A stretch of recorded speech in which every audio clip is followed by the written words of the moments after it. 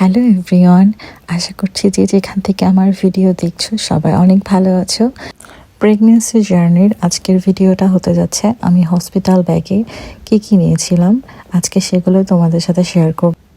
9 মাস অনেক লম্বা একটা সময়, কিন্তু তারপর আল্লাহ মায়েদের জন্য এই সময়টাকে এত সহজ করে দেন, মনে হয় এই তো সেদিন। আমি আমার হসপিটাল ব্যাগ খুব বড় নিতে চাই না, আমি ব্যাগটা ছোট রাখতে চাই। সো ব্যাগে আমি কয়েকটা সেকশানে আমার দরকারি জিনিসগুলোকে রাখবো, এই জন্য আমি 2টা সেকশানের একটা ছোট্ট ডিওরের ব্যাগ নিয়েছি। এই ব্যাগটা মেবি পারফিউমের সাথে ফ্রি এসেছিল। আমি ট্রাভেল সাইজের শ্যাম্পু, কন্ডিশনার, লোশনগুলো নিয়ে নিচ্ছি।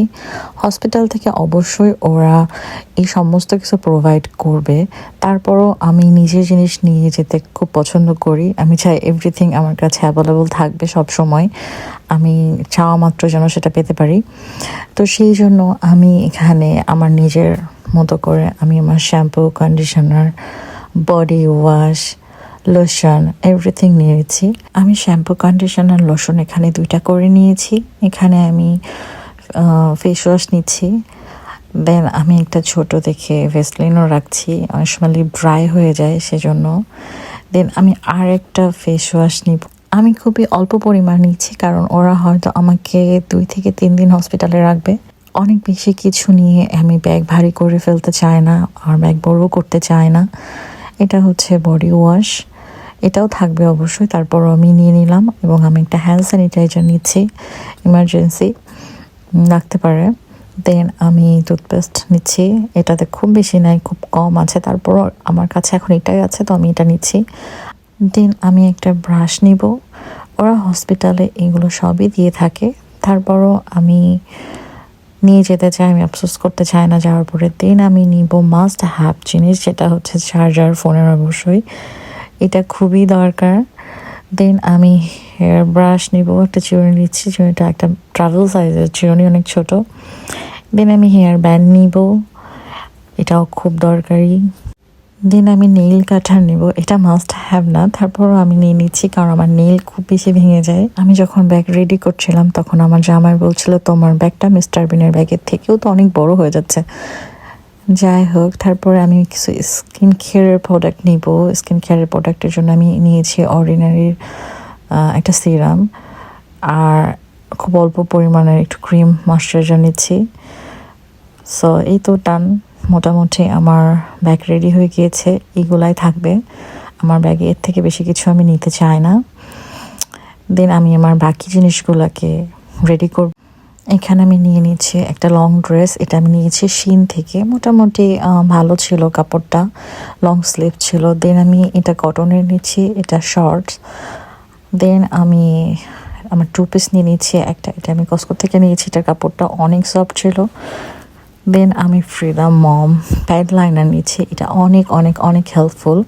যারা নর্মাল ডেলিভারি করে তাদের জন্য এটা অনেক হেল্প করে রিকভারি করতে।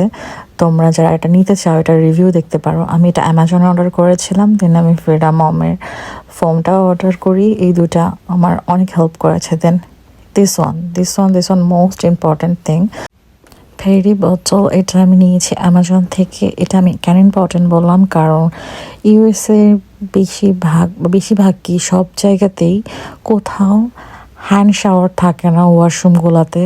সো এখানে অনেক প্রবলেম হয়, যেহেতু আমরা মুসলিম আমাদের must be hanged shower use করতে হয় বাথরুম ইউজ করার পরে।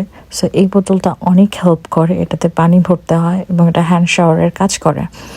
সো এই জন্য বলছি এটা অনেক ইম্পর্টেন্ট থিং। দেন আমি কিছু প্যাড এবং আমার আন্ডার গার্মেন্টস নিয়ে নিয়েছিলাম, ওরাও প্যাড এবং আন্ডার গার্মেন্টস ওয়ান টাইম আন্ডার গার্মেন্টসগুলো প্রোভাইড করে, তারপরও আমি নিয়ে নিয়েছি আমার সুবিধার্থে। তো এগুলো আমি একটা আলাদা সেকশানে অন্য একটা ব্যাগের ভিতরে নিচ্ছি, কারণ ওই টাইমটাতে আমি হয়তো অ্যাভেলেবল থাকবো না। সো আমার হাজব্যান্ড আমার সাথে থাকবে, ওকে যদি আমি বলি ওই ব্যাগটা আমাকে দাও, ওর জন্য এটা ইজি হবে বুঝতে, যার কারণে আমি এগুলো সেকশন করে নিচ্ছি ছোট ছোট ব্যাগের ভিতরে ভরে। এইগুলাই ছিল আমার নিজের জন্য, আমার নিজের জিনিসগুলো প্যাক করে ফেলেছি। এবার আমি প্যাক করব আমার বেবির জিনিসগুলো। আমার বেবির আমি খুব বেশি কিছু নিব না, কারণ হসপিটাল থেকে ওরা ডায়াপার, ওয়ার পেপার, ড্রেস অনেক কিছু দিয়ে থাকে। সো যেহেতু দিন আমি ওখানে থাকবো ওদেরগুলো ইউজ করব।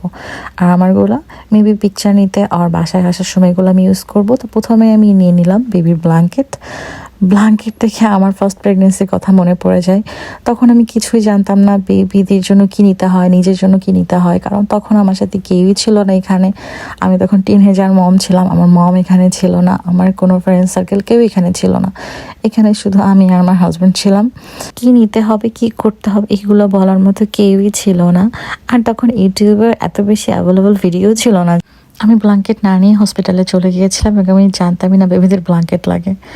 তো পরে আমি বাইরে থেকে অবশ্য ব্ল্যাঙ্কেট কিনে নিয়ে দেন হসপিটাল থেকে বাসায় আসি। তো এই যে আমার বেবির ব্যাগটা রেডি হয়ে গিয়েছে। এখানে আমি বেবির জন্য অনলি 2টা সেট ড্রেস নিয়েছি এবং ব্ল্যাঙ্কেট নিয়েছি। দেন আমি আমার সব জিনিসগুলো আমার লাগেজে নিয়ে নিব। আমার ড্রেসগুলোর সাথে আমি আরও একটা এক্সট্রা ড্রেস এটা নিয়েছি, এটা আমি পরে বাসায় আসবো। এটা অনেক সফট, এটা আমি টার্গেট থেকে নিয়েছিলাম। এবং আমি একটা টাওয়ালও নিচ্ছি, যেটা আমি প্রথমে দেখাই নাই। তারপর বাকি জিনিসগুলোকে আমি এটাতে সেট করে নেব। তো এই ছিল আমার হসপিটাল ব্যাগে। আমি এই জিনিসগুলো নিয়ে গিয়েছিলাম, অনেক অল্প, আই থিঙ্ক অনেকের কাছে অনেক বেশি লাগতে পারে। এই ছিল আমার আজকের ভিডিওতে।